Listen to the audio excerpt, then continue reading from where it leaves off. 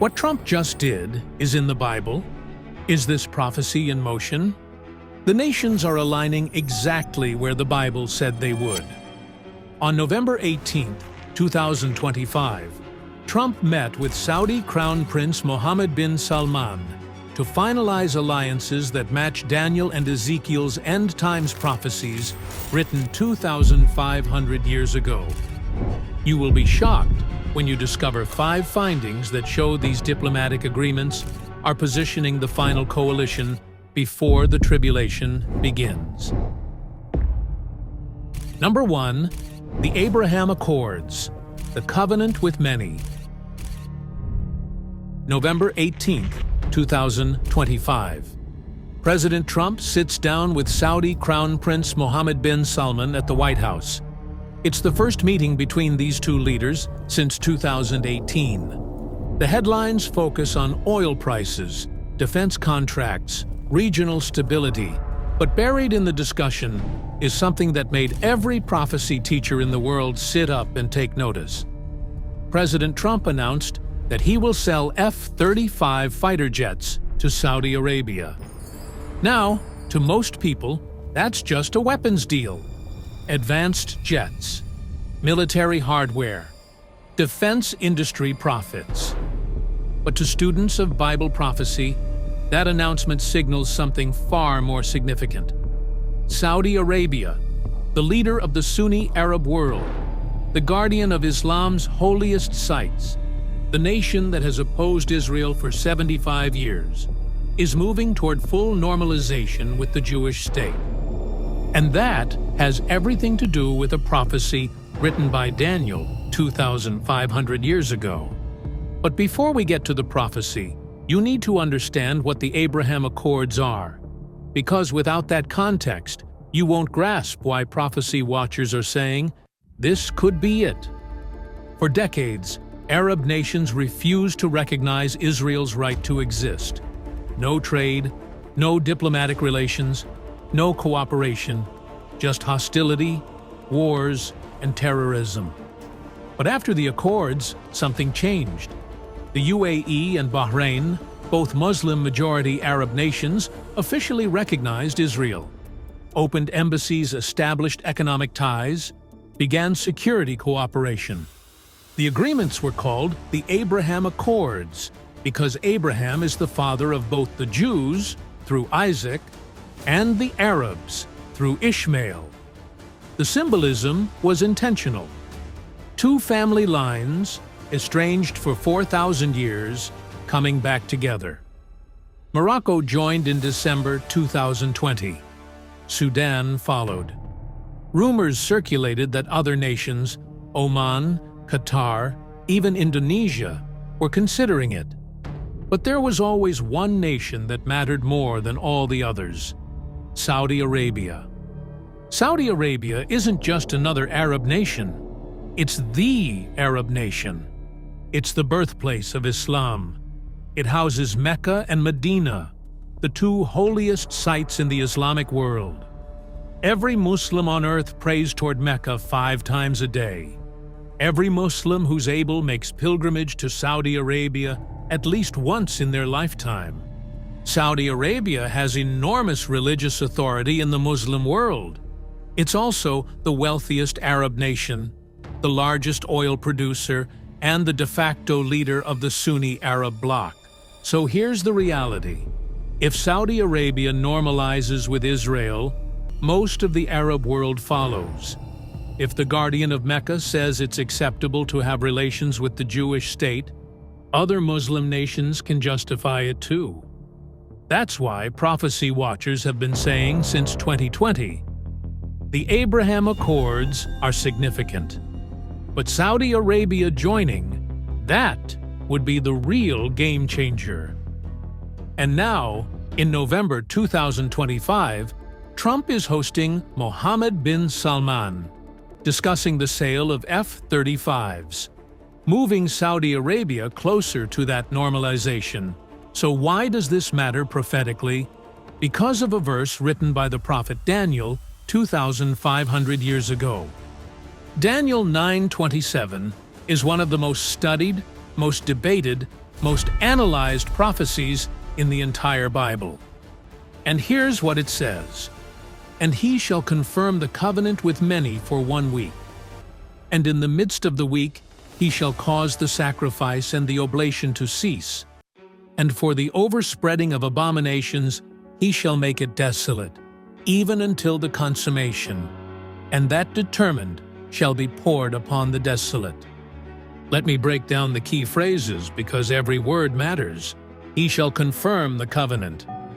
The he in this verse is the Antichrist, the future world ruler who emerges during the tribulation. And the word confirm doesn't mean create from scratch. It means strengthen, enforce, make firm, give power to. So the Antichrist doesn't necessarily create a brand new peace treaty. He confirms, strengthens, or enforces an existing agreement. With many, not with one nation, not with two nations, with many, multiple nations, a multilateral agreement involving numerous parties. For 1 week. In Daniel's prophecies, weeks refer to weeks of years, 7-year periods. So 1 week equals 7 years. This is the final 7 years before Christ returns to establish his kingdom.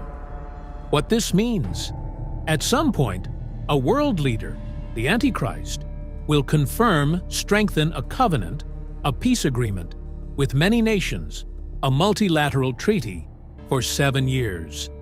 And that confirmation triggers the start of the tribulation, Daniel's 70th week, the final countdown to Armageddon and the second coming of Christ. For 2,000 years, Bible scholars wondered, what covenant? With which nations? When would this happen? And then, in 2020, something unprecedented occurred. The Abraham Accords. The Abraham Accords are a peace normalization agreement with many nations. UAE, Bahrain, Morocco, Sudan, potentially Saudi Arabia, and others multiple Arab nations normalizing with Israel through a single framework. It's exactly the kind of covenant with many that Daniel described. So the interpretation many prophecy teachers are making is this. The Abraham Accords may be the template, the framework, the existing agreement that a future leader, the Antichrist, will one day confirm or strengthen for a 7-year period. Think of it like this. The Abraham Accords are the house that's been built. Right now, no one's moved in yet. No one's signed a 7-year commitment. No one's triggered the prophetic countdown. But the house is ready. The framework exists. And when the right person comes along and says, "I guarantee this agreement for 7 years," the clock starts ticking. Right now, the Abraham Accords involve important nations, but they're small. UAE has 10 million people. Bahrain has 1.5 million. Morocco and Sudan are significant, but not powerhouse nations. But Saudi Arabia? That's different. Saudi Arabia has 36 million people. If Saudi Arabia joins the Abraham Accords, it transforms from a regional agreement into a truly comprehensive covenant with many. It brings the full weight of the Arab world into normalization with Israel. And according to the interview with Saudi expert Karen Elliott House, the Crown Prince has set conditions. He won't join unless there's real progress on a Palestinian state. But here's the question. What if someone comes along who promises to solve that? What if a future leader brokers a deal that appears to give the Palestinians a state, brings Saudi Arabia into the Abraham Accords, and guarantees the whole arrangement for 7 years? That would be the covenant with many, confirmed by a charismatic leader for a specific time period, involving multiple nations. Exactly what Daniel prophesied. The pieces are moving into place. So what did Trump just do? He moved the pieces closer to that moment. By hosting Mohammed bin Salman, by announcing the F-35 sale, by strengthening U.S.-Saudi ties, Trump is positioning Saudi Arabia to eventually join the Abraham Accords. Is it happening today? No. Does the expert in the interview think it'll happen soon? No. She says the Crown Prince won't join anytime soon. But the fact that it's even being discussed? The fact that it's no longer unthinkable? The fact that Saudi Arabia is being armed by the United States, is moving toward economic cooperation with Israel, is being positioned as a partner rather than an enemy? That's unprecedented. That's historic. And prophetically, that's stage setting. But the Abraham Accords aren't the only prophecy being positioned. Because there's another prophecy, written by Ezekiel 2,600 years ago, that describes exactly which nations will align with Israel and which will oppose it. And when you look at what's happening right now, the match is stunning. Let me show you. Number 2. The Gog-Magog Alliance. If you've studied Bible prophecy at all, you've probably heard of the Gog and Magog War. It's one of the most detailed, most specific, most studied prophecies in the entire Old Testament. Ezekiel 38 and 39 describe a massive invasion of Israel by a coalition of nations led by a figure called Gog, of the land of Magog. This invasion happens in the latter years, the end times. For centuries, scholars wondered, who are these nations? When will this happen? What triggers the war? And then, in the last 30 years, something remarkable occurred. The nations Ezekiel listed started aligning exactly as he predicted. Let me show you what the prophecy says, and then let me show you how what Trump just did fits into it perfectly. Ezekiel 38, 1-6, the invading coalition. Ezekiel 38, 1-6. And the word of the Lord came unto me, saying, Son of man, set thy face against Gog, the land of Magog, the chief prince of Meshech and Tubal, and prophesy against him, and say, Thus saith the Lord God, Behold, I am against thee, O Gog, the chief prince of Meshech and Tubal, and I will turn thee back, and put hooks into thy jaws, and I will bring thee forth, and all thine army, horses and horsemen, all of them clothed with all sorts of armor, even a great company with bucklers and shields, all of them handling swords, Persia, Ethiopia, and Libya with them, all of them with shield and helmet, Gomer and all his bands, the house of Togarmah of the north quarters, and all his bands, and many people with thee. Let me identify these nations using modern geography. Magog, Meshech, and Tubal, ancient regions in what is now Russia and the former Soviet states. Most scholars identify this as Russia and its sphere of influence. Persia, this is the easiest to identify.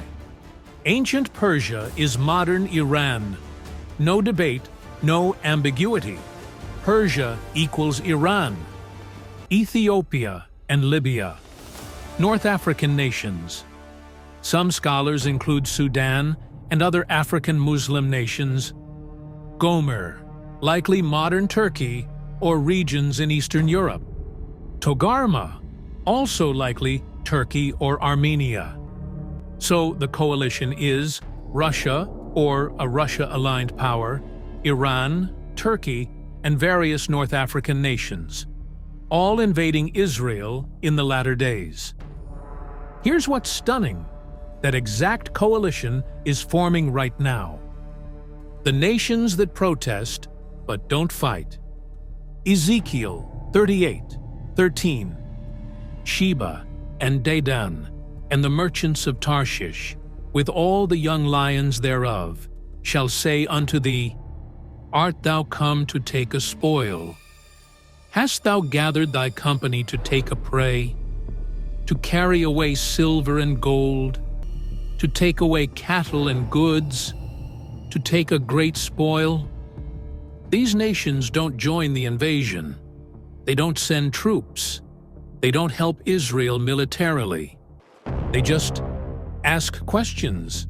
They protest verbally, but they don't act. Who are Sheba and Dedan? This is where it gets specific. Biblical scholars have identified Sheba and Dedan based on ancient geography and historical records.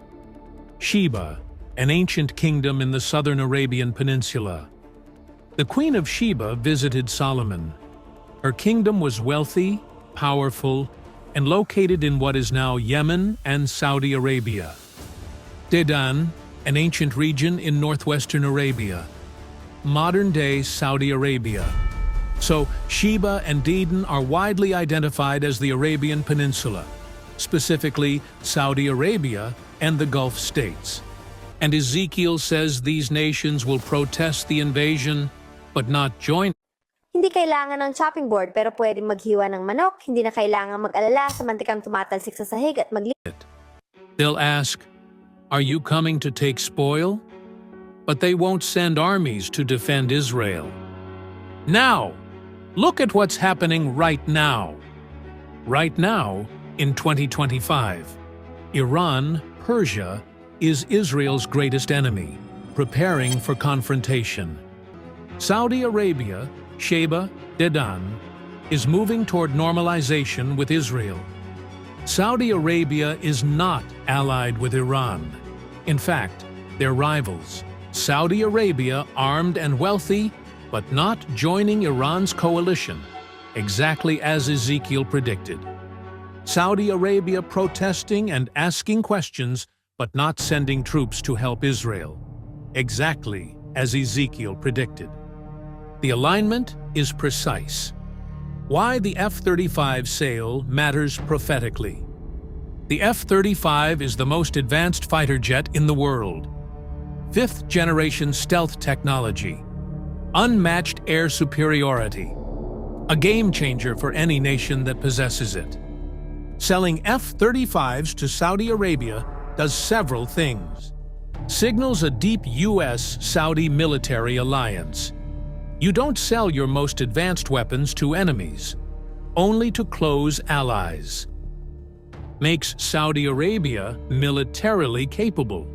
With F-35s, Saudi Arabia becomes one of the most powerful air forces in the region, but positions them as neutral, not allied with Israel's defense. Saudi Arabia will have the capability to help Israel, but Ezekiel says they won't. They'll protest, they'll ask questions, but they won't fight. A militarily strong Saudi Arabia that has economic diplomatic ties with Israel but doesn't send troops when Israel is invaded. That's exactly what Ezekiel 38:13 describes. Number 3. The peace and safety deception. The Apostle Paul wrote a letter to the church in Thessalonica about the day of the Lord, the tribulation period, the final years before Christ's return. And in that letter, he warned about something specific, something that would happen right before sudden destruction comes upon the world. He said people would be saying, peace and safety, not war is coming, not danger ahead, not prepare for catastrophe. They'd be saying the exact opposite, peace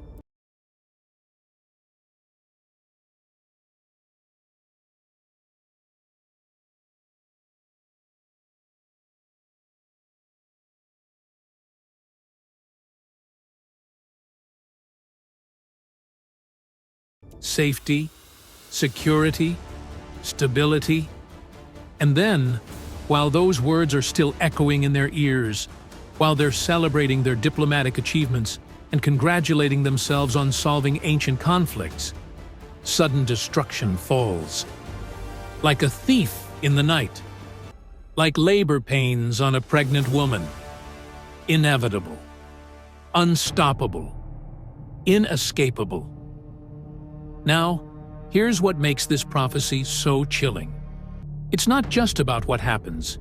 It's about the deception that precedes it, the false sense of security, the belief that humanity has finally achieved what it could never achieve before: peace in the Middle East. And right now, in 2025, that's exactly what world leaders are proclaiming about the Abraham Accords. Let me show you the verse. And then, let me show you why what's happening with the Abraham Accords, with Saudi Arabia, with the Trump administration's Middle East policy, why all of it fits this warning with disturbing precision. The prophecy, 1 Thessalonians 5:1-3.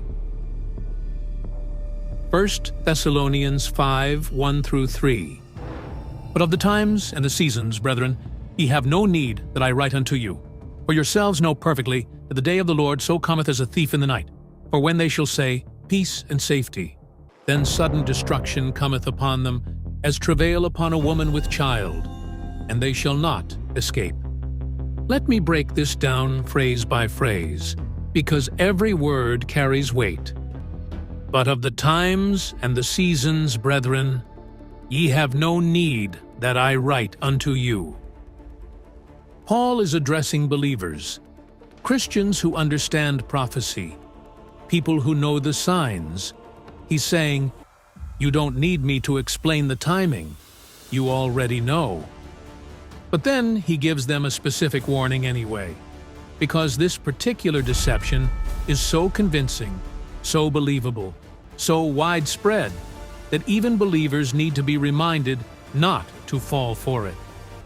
For yourselves know perfectly that the day of the Lord so cometh as a thief in the night.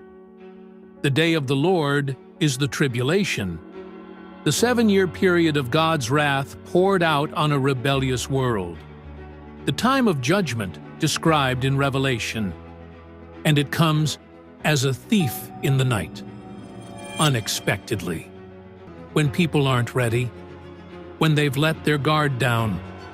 Thieves don't announce themselves, they don't send warning letters, they strike when you're sleeping, when you're comfortable, when you think you're safe. That's the image Paul is using. The world will be caught completely off guard.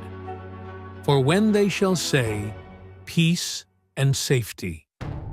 Not when there is peace and safety.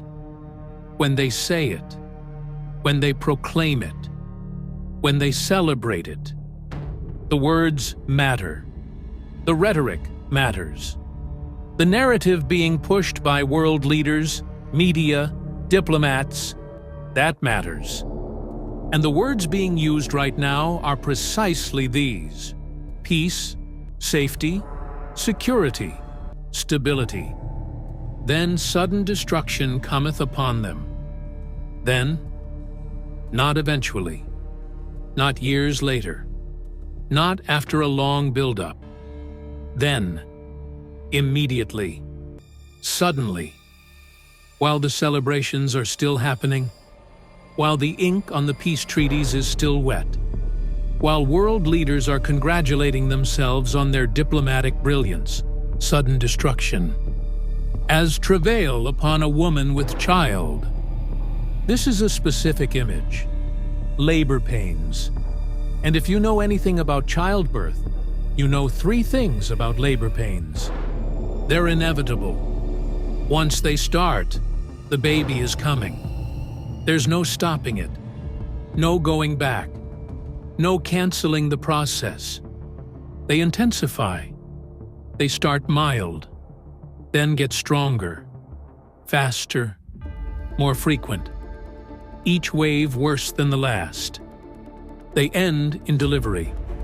The pain leads somewhere. It produces something.